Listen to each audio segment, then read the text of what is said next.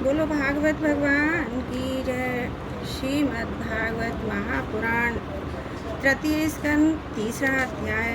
भगवान के अन्य लीला चरित्रों का वर्णन।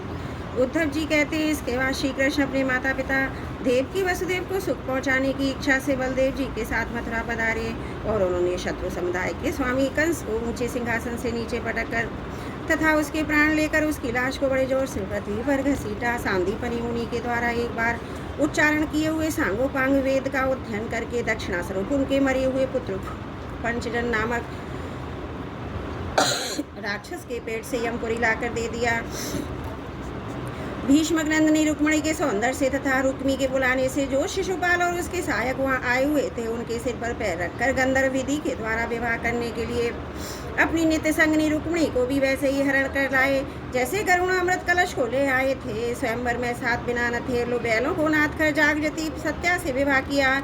इस प्रकार मानभंग हो जाने पर मूर्ख राजाओं ने शस्त्र उठाकर राजकुमारी को छीनना चाहा। तब भगवान श्री कृष्ण ने स्वयं बिना घायल हुए अपने शस्त्रों से उन्हें मार डाला।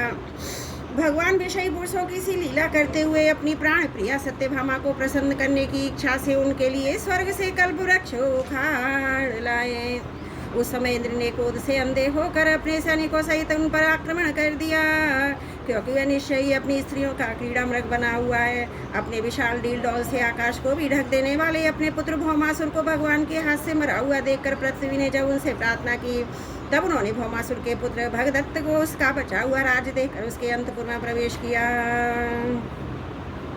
वहाँ भौमासुर द्वारा हर कर लाई हुई बहुत सी राजकन्याएं थीं। वे दीन बंधु श्री कृष्ण देखते ही खड़ी हो गई और सबसे समान हर्ष लज्जा पूर्वपूर्ण चितवन से तत्काली भगवान को प्रतिरूप में धारण लिया। तब भगवान ने अपनी निज शक्ति योग माया से उन ललनाओं के अनुरूप उतने ही रूप धारण कर उन सबका अलग अलग महलों में एक ही मुहूर्त में विधिवत पाणी ग्रहण किया।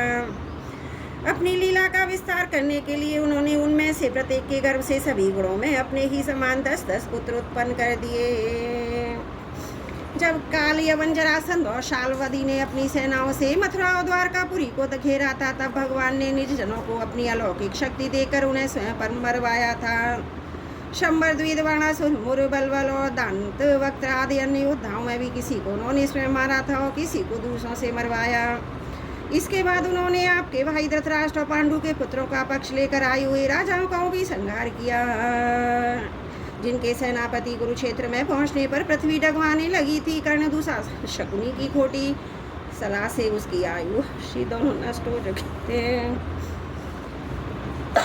तथा भीमसेन की गदा से जिसकी जान टूट चुकी थी उस दुर्योधन को अपने साथियों के सहित पृथ्वी पर पड़ा देखकर भी उन्हें प्रसन्नता न हुई।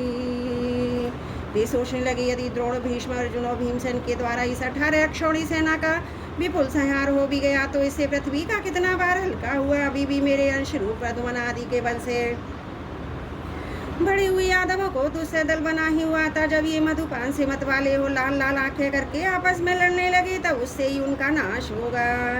इसके सिवा और कोई उपाय नहीं है। असल में मेरे संकल्प करने पर स्वयं अंतर ध्यान हो जाएंगे। यों सोचकर भगवान ने दुष्ट को अपनी पैतृक राजगद्दी पर बिठाया और अपने सभी सगे संबंधियों को सत्पुरुषों का मार्ग दिखाकर आनंद किया। उत्तरा के उदर में जो अभिमन्यु ने कुरुवंश का बीज स्थापित किया था वह भी अश्वत्थामा के ब्रह्मास्त्र से नष्ट सा हो चुका था, किंतु भगवान ने उसे बचा लिया। उन्होंने धर्मराज युधिष्ठिर से 3 अश्वमेध यज्ञ करवाए और वे भी श्री कृष्ण के अनुगामी होकर अपने छोटे भाइयों की सहायता से पृथ्वी की रक्षा करते हुए बड़े आनंद से रहने लगे। विश्वत्थामा श्री भगवान ने भी द्वारकापुरी में रहकर लोक और वेद की मर्यादा का पालन करते हुए सब प्रकार भोग भोगे, किंतु सांख्य योग की स्थापना करने के लिए उन कभी आसक्त नहीं हुए। मधुर मुस्कान स्नेहमयी चितवन सुधामयी वाणी निर्मल चरित्र तथा समस्त शोभा सुंदरता के निवास अपने श्री विग्रह से लोक परलोक विशेषता यादवों को आनंदित किया तथा रात्रि में अपनी प्रियाओं के साथ क्षणिक अनुराग युक्त होकर समयोचित विहार किया और इस प्रकार उन्हें भी सुख दिया। इस तरह बहुत से वर्षों तक विहार करते करते उन्हें गृहस्थाश्रम संबंधी भोग सामग्रियों से वैराग्य हो गया। ये भोग सामग्रियां ईश्वर के अधीन है और जीव भी उन्हीं के अधीन है। जब योगेश्वर भगवान श्री कृष्ण को ही उनसे वैराग्य हो गया तब भक्ति योग के द्वारा उनका अनुगमन करने वाला भक्त जो उन पर विश्वास ही कैसे करेगा। एक बार द्वारकापुरी में खेलते हुए अधिवंशी भोजवंशी बालकों ने खेल खेल में कुछ मुनीश्वरों को छिड़ा दिया। तब यादव कुल का नाशी भगवान को अभिष्ट ये समझकर उन ऋषियों ने बालकों को साप दे दिया। इसके कुछ महीने बाद ही भाभी बशव रश्मि भोज और अंधकवंशी यादव बड़े हर्ष से रथों पर चढ़कर प्रभास क्षेत्र को गए।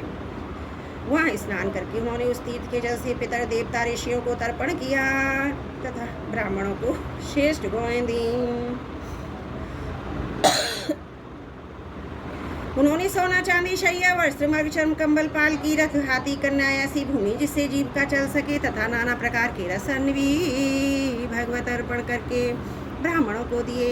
इसके पश्चात गौर ब्राह्मणों के लिए ही प्राण धारण करने वाले उन वीरों ने पृथ्वी पर से टेक कर उन्हें प्रणाम किया। बोलो भागवत भगवान की जय। तृतीय स्कंद तृतीय अध्याय समाप्त। त्रुटियों के लिए क्षमा चाहती हूँ।